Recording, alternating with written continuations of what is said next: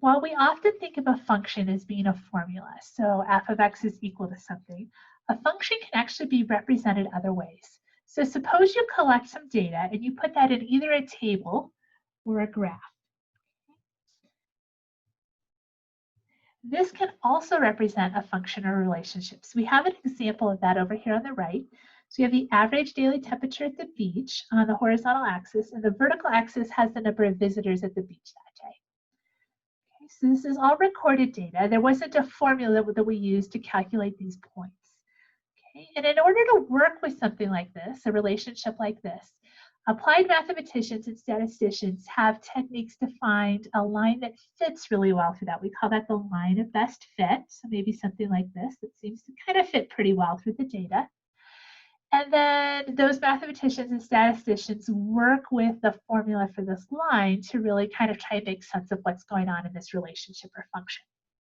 All right, so let's look at an example of a relationship using a table. So here we have the average rainfall R, and it's measured in inches, at Chicago's O'Hare International Airport. And time t is measured in months, where t equals 1 is January, t equals 2 is February, and so on. So this first part here, we're going to evaluate f of 1. So this is f of t. So when t is 1, what is the value of r? So this function here looks like r is equal to f of t. So f of 1 is going to be 1.8. And then we need to explain what this means in context of the problem. Well, when t is equal to 1, that represents January. Okay, so in January, the average rainfall at this airport is 1.8 inches. And then we'll evaluate f of 11. So f of 11, so we'll go to where t is equal to 11, and we'll figure out that value. So that's 2.4.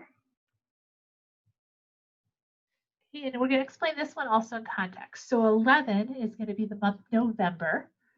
So in November, the average rainfall at Chicago O'Hare is 2.4 inches.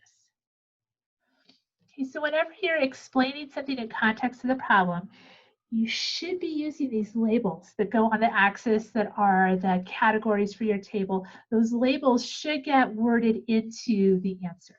Okay, so while we didn't explicitly use the word month, we did replace it with the month that we were talking about, January and November. We did use the word rainfall, and here we use these units as well. Okay, so anytime you're asked to explain in context, that's the kind of thing that I'm looking for.